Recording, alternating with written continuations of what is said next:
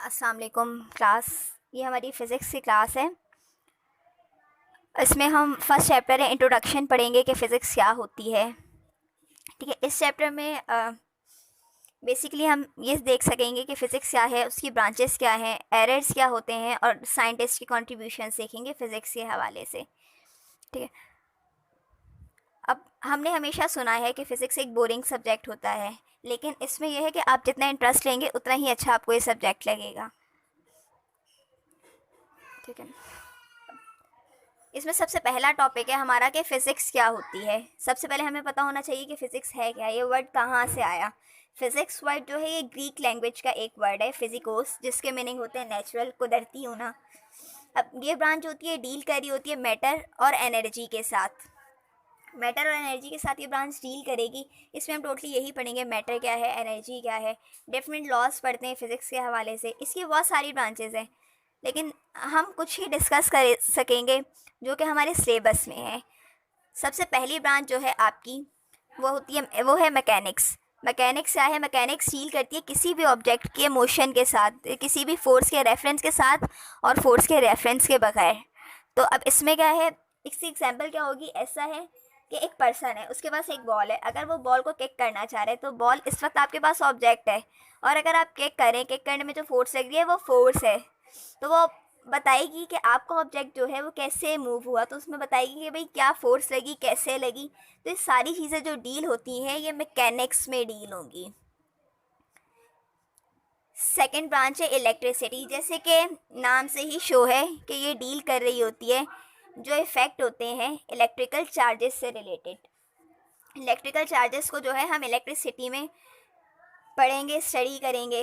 जैसे कि आपकी बहुत सारी अप्लाइंसेज हैं जिसमें कि इलेक्ट्रिसिटी यूज़ हो रही है, और उसमें कौन से फेनोमेनाज यूज़ हो रहे हैं, कौन से इफ़ेक्ट्स पड़ रहे हैं, ये सब जो है हम इलेक्ट्रिसिटी में ही पढ़ेंगे। थर्ड ब्रांच है इलेक्ट्रोमैग्नेटिज्म। इलेक्ट्रोमैग्नेटिज्म में जो है ये ब्रांच है, ये डील करेगी आपके ऐसे मुशाहिदे, ऐसे लॉज, ऐसे उसूल के साथ जो कि रिलेटेड होते हैं इलेक्ट्रिसिटी और मैग्नेटिज्म दोनों से। ठीक है, आपकी बहुत सारी ऐसी डिवाइसेस है जिसमें इलेक्ट्रिसिटी भी यूज़ हो रही है, मैग्नेटिज्म भी यूज़ हो रहा है। तो ऐसी डिवाइसेस के साथ ऐसे लॉज जिसमें इलेक्ट्रिसिटी भी हो, मैग्नेटिज्म भी हो, उसमें ये ब्रांच जो है, ये ब्रांच उन चीज़ों के साथ, उन ऑब्जेक्ट्स के साथ डील करती है। हर ऑब्जेक्ट, कोई भी ऑब्जेक्ट बनेगा उसका कोई ना कोई लॉ होता है कि वो किस पर्पस के लिए बना है। अब ऐसे ऑब्जेक्ट होंगे जिनमें इलेक्ट्रिसिटी और मैग्नेटिज्म दोनों यूज़ हो रहे हैं, तो वो हम इलेक्ट्रोमैग्नेटिज्म में डील करेंगे। उसके बाद नेक्स्ट ब्रांच है हमारी solid state physics. Solid state physics जो है ये डील करती है ऐसी चीज़ों की स्ट्रक्चर और प्रॉपर्टीज़ के साथ, सॉलिड मटेरियल की स्ट्रक्चर और प्रॉपर्टीज़ के साथ। रिजिड बॉडीज़ जो होती हैं हमारी, उनके साथ ये डील करेगी, उनकी खुसूसियात बताएगी कि वो कैसी हैं, क्या हैं, उनके साथ जो है डील करती है solid state physics. Next branch है हमारी atomic physics. Atomic physics deal करती है एटम्स की प्रॉपर्टीज़ और स्ट्रक्चर के साथ। आपने एक चीज़ छोटी क्लासेस में भी सीखी होगी, सुनी होगी कि सब चीज़ें मिलके एटम से ही बनी है। तो ये एटॉमिक फिजिक्स है, ये डील करेगी स्ट्रक्चर और प्रॉपर्टीज़ जो है एटम्स के, कि इसका क्या काम है, ये किस तरह से बना हुआ है, इसका क्या काम है यहाँ पर। ये सारी चीज़ें हम डील करते हैं एटॉमिक फिज़िक्स में। इसके बाद जैसे कि नेक्स्ट ब्रांच है हमारी न्यूक्लियर फिज़िक्स। न्यूक्लियर फिज़िक्स जो है ये डील कर रही होती है structure and properties of reactions of nuclei of items. Atoms के न्यूक्लियस के साथ जो है ये डील कर रही होती है। एटम का न्यूक्लियस है, उसका क्या काम है, कौन सा जो है न्यूक्लियस है, इन सब चीज़ों के साथ न्यूक्लियर फिज़िक्स डील करती है। एटम के न्यूक्लियस के साथ उनका क्या रिएक्शन होगा, क्या प्रॉपर्टीज़ होंगी, क्या स्ट्रक्चर होगा, ये सब चीज़ें जो आ रही होती हैं हमारी न्यूक्लियर फिज़िक्स में आ रही होती हैं। तो ये सब चीज़ें भी हम डील करते हैं न्यूक्लियर फिज़िक्स में ही डील करेंगे। नेक्स्ट ब्रांच है हमारी प्लाज्मा फिज़िक्स। प्लाज्मा फिज़िक्स जो है डील कर रही होती है प्रॉपर्टीज़ के साथ, जो हाईली आयनाइज आइटम्स होते हैं उनके बारे में जो है हम पढ़ते हैं, उनकी प्रॉपर्टीज़ के बारे में, उनकी खुसूसियात के बारे में जो है हम प्लाज्मा फिज़िक्स में पढ़ते हैं। नेक्स्ट ब्रांच है हमारी बायोफिज़िक्स। बायोफिज़िक्स डील करती है हमारी उन ब्रांचेस के साथ इन चीज़ों के साथ, उन एप्लीकेशंस के साथ जो इसमें फ़िज़िकल मेथड्स यूज़ हो रहे होते हैं। जैसे कि बायो में अगर हमें एक बॉडी है, हमें कोई फॉसिल्स मिलते हैं, किसी एनिमल्स के या प्लांट के फॉसिल्स मिलते हैं। अब उन्हें हमने उन ये फाइंड करना है कि इसको कितना टाइम हो गया, इनकी एज क्या है, कितने साल पुराने। तो ये सब चीज़ें जो डील हो रही होती है बायो फिज़िक्स में ही डील हो रही है। फ़िज़िक्स के ही लॉस लगा के हम उनकी एज फाइंड करते हैं कि इन्हें कितना टाइम हो गया है, आया ये कितने साल पुराने हैं। क्योंकि फॉसिल्स तो हमें तभी मिलेंगे जब बहुत टाइम गुजर गया होगा। अब उन बॉडीज़ को देख के तो हम अंदाज़ा नहीं कर सकते कि कैसे। तो इसमें हम क्या करते हैं, फ़िज़िक्स के ही लॉज वगैरह अप्लाई करते हैं, फार्मूलाज वगैरह अप्लाई करते हैं, और जिससे हमें पता चलता है कि बॉडीज़ कितने साल, फॉसिल्स जो हैं वो कितने साल पुराने हैं। इसके बाद हमारे पास एरर्स हैं। एरर्स क्या होते हैं हमारे पास? एरर्स ऐसी वैल्यू है, ऐसी चीज़ें, गलती। नॉर्मली एरर का मतलब होता है गलती होना, ठीक है। इसकी डेफिनेशन क्या है? एरर एक ऐसे वैल्यूज़ होती है जो आपने, लेट्स सपोज कि आपने एक प्रैक्टिकल परफॉर्म किया, आपको पता होता है एक इसकी फिक्स्ड वैल्यू, ठीक है। आपके पास जो आंसर आ रहा है वो फिक्स्ड वैल्यू यही है, लेकिन आपने परफॉर्म किया, आपके आंसर में कोई ना कोई मिस्टेक आ रही है, कहीं ना कोई गलती आ गई। तो जो अब आपके पास वैल्यू आई है वो तो आपकी ऑब्जर्व वैल्यू है, ठीक है। एक्चुअल रीडिंग तो वो थी जो आपके पास फिक्स थी। अब उनके बीच का जो डिफरेंस होगा वो आपका एरर है, ठीक है। एरर्स बहुत 3 तरह के होते हैं हमारे पास। नंबर 1 पे होता है हमारे पास personal error, number 2 systematic error, और नंबर 3 हमारे पास है रैंडम एरर, ठीक है। सबसे पहले हम डिस्कस करेंगे पर्सनल एरर को। पर्सनल एरर जैसे कि नाम से ही शो हो रहा है कि इंसान के खुद की वजह से हो सकता है, पर्सन की वजह से होगा।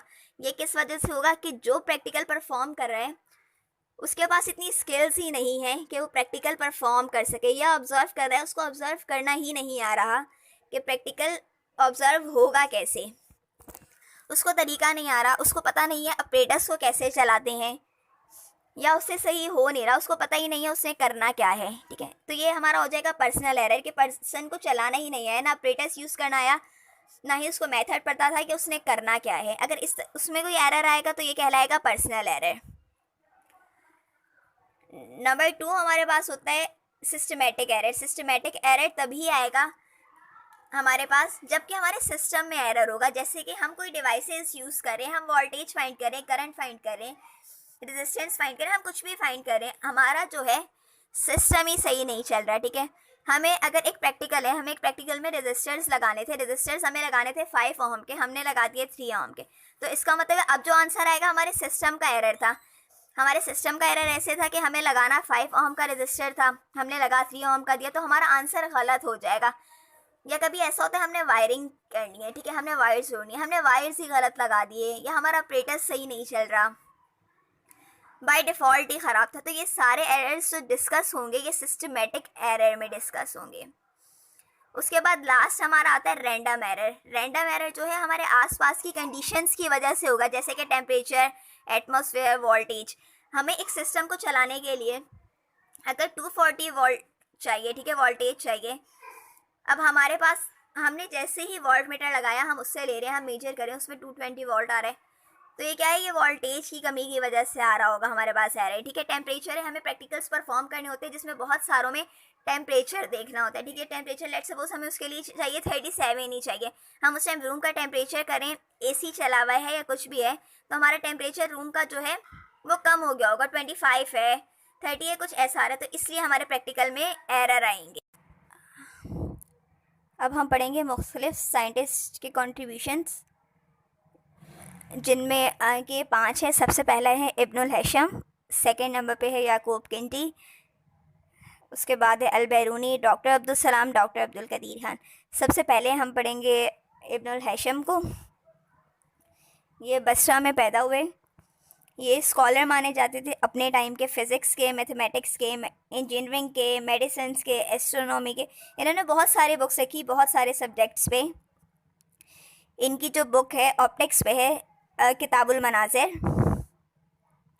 इन्होंने क्या किया था, एक थ्योरी दी थी, नेचर ऑफ लाइट को डिस्कवर किया था, और एक थ्योरी दी थी जो कि नेचर ऑफ लाइट के मुतल्लिक थी।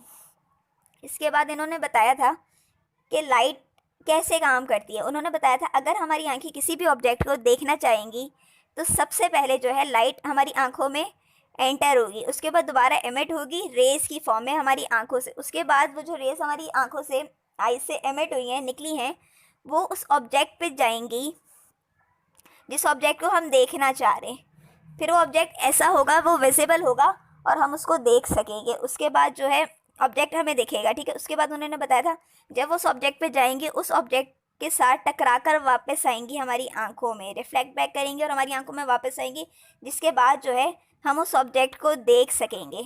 उसके बाद फर्दर उन्होंने जब डिस्कवर किया तो उन्होंने बताया था लाइट, नेचर ऑफ लाइट को डिस्कवर किया तो उन्होंने बताया था कि एक एनर्जी की किस्म होती है। इन्होंने पिनहोल कैमरा इन्वेंट किया था और इन्होंने लॉस ऑफ रिफ्लेक्शन दिए थे। इनकी जो बुक थी जिसके अंदर इन्होंने इंसानी आँख के बारे में जो कलेक्शन दी थी, इंफॉर्मेशन दी थी, वो बहुत रिमार्केबल कलेक्शन है। वो आज तक के उसमें बेहतरीन मानी जाती है। नेक्स्ट हमारे पास है याकूब किंडी। याकूब किंडी भी बसरा में पैदा हुए थे। इन्होंने भी बहुत सारी सब्जेक्ट्स पे रिसर्च की थी, बहुत सारी रिसर्च की थी पे, मोनोग्राफ पे, स्पेसिफिक ग्रेविटी पे। इनका भी ज़्यादातर काम जो था वो साउंड पे था और ऑप्टिक्स पे था। इन्होंने क्या करा था, म्यूज़िकल नोट्स को एक्सप्लेन किया था। म्यूज़िकल नोट्स को फ्रीक्वेंसी के टर्म में जो है एक्सप्लेन करके बताया था कि कैसी फ्रीक्वेंसी होगी। फ्रीक्वेंसी हाई होगी तो आवाज़ कैसी आएगी, म्यूज़िक कैसा आएगा। फ्रीक्वेंसी लो होगी तो म्यूज़िक और वॉइस हमें कैसी सुनने में मिलेगी। इसके बाद फर्दर जो है इन्होंने नेचर को डिस्कस किया था। ये डाइवर्स नेचर के पर्सन थे। इन्होंने क्या किया था, बहुत सारा काम किया था, बहुत सारी फील्ड में काम किया था। इनकी नई सोच थी, ये बहुत सारा काम किया इन्होंने, बहुत सारी डिफरेंट फील्ड पे काम किया, डिफरेंट तरह का काम किया। नेक्स्ट हमारे पास है अल बैरूनी। अल बैरूनी जो है अफ़गानिस्तान में पैदा हुए। इन्होंने कमोबेश 150 से ज़्यादा किताबें लिखी थी, बहुत सारे सब्जेक्ट्स पे लिखी थी, जैसे कि मैथमेटिक्स है, फिज़िक्स है, आपके पास जियोग्राफी है, हिस्ट्री है, कल्चर है, केमिस्ट्री है, बायोलॉजी है, सिविलाइजेशन है, रिलीजन है, जोलॉजी है। इन्होंने क्या किया था, हर सब्जेक्ट को जो है एक नए एंगल से, नई साइड से दिखाया था। फर्दर इन्होंने ज़मीन का जो है अर्थ का सरकमफेरेंस भी फाइंड किया था और ये भी इन्होंने ही बताया था, जैसे कि पहले ज़माने में ये बात कही जाती थी कि ज़मीन जो है एक फ्लैट बॉडी है, चपटी है। तो इन्होंने इस बात से इनकार किया था और इन्होंने कहा था कि ज़मीन चपटी नहीं है, फ्लैट नहीं है, राउंड है, गोल है। इन्होंने क्या किया था, उसके बाद चांद और सूरज की मूवमेंट, हरकत को भी डिस्कस किया था कि वो कैसे हरकत करते हैं, वो क्या कर रहे हैं। इन्होंने लॉन्गिट्यूड और लैटिट्यूड किसी भी जगह के फाइंड करने के तरीके बताए थे। इन्होंने डिफरेंट मेटल्स की जो है डेंसिटीज फाइंड की थी। इसके बाद इन्होंने बताया था ज़मीन जो है वो स्पेस में इस तरह तैर रही है जैसे कि अगर हम कोई फ्रूट लें, ग्रेप लें, अंगूर लें, ये पानी पे तैरता है। इसके बाद इन्होंने कहा था, इस बात से भी इनकार किया था कि ज़मीन जो है वो एक साकिन जिसम है यूनिवर्स में। अच्छा जी, नेक्स्ट हमारे पास हैं डॉक्टर अब्दुल सलाम। डॉक्टर अब्दुल सलाम जो है ये पाकिस्तान में ही पैदा हुए। ये बहुत इंटेलिजेंट थे। इन्होंने क्या किया था, नोबेल प्राइज़ लिया था फिज़िक्स में 1979 में, जो कि इन्होंने काम किया था GUT, ग्रैंड यूनिफिकेशन थ्योरी पे। इसके बाद इन्होंने एक सेंटर कायम किया था, इंटरनेशनल सेंटर कायम किया था थियोरेटिकल फिज़िक्स के लिए इटली में, जहाँ पे कहते कि साइंटिस्ट आए, डेवलपिंग कंट्रीज से आए, उनके पास अपॉर्चुनिटी थी कि वो काम करें, उसमें आए, उस कंपनी को जो है, उस सेंटर को जो है ज्वाइन करें। अच्छा जी, नेक्स्ट हमारे पास है डॉक्टर अब्दुल कदीर ख़ान। डॉक्टर अब्दुल कदीर ख़ान जो है इंडिया में पैदा हुए थे। इन्हें जो है इनकी खिदमत पे हिलाल इम्तियाज़ अवार्ड मिला था। उसके बाद जो है इन्होंने पाकिस्तान के लिए बहुत काम किया। मुहब्बे वतन थे। जैसे ही इन्हें कामयाबियाँ मिली, इन्होंने वापस अपने वतन का रुख किया। अपने मुल्क आकर इन्होंने पाकिस्तान को न्यूक्लियर पावर बनाया। इसमें इनका बहुत बड़ा हाथ है। ये बस यहीं तक था हमारा लेक्चर। कोई भी क्यूरी असाइनमेंट इंशाल्लाह आपको नेक्स्ट वीडियो में मिलेगा। यहाँ तक कोई डिफ़िकल्टी हो तो आप लोग पूछ सकते हैं। Thank you. Let it go, make my body go, make our bodies high.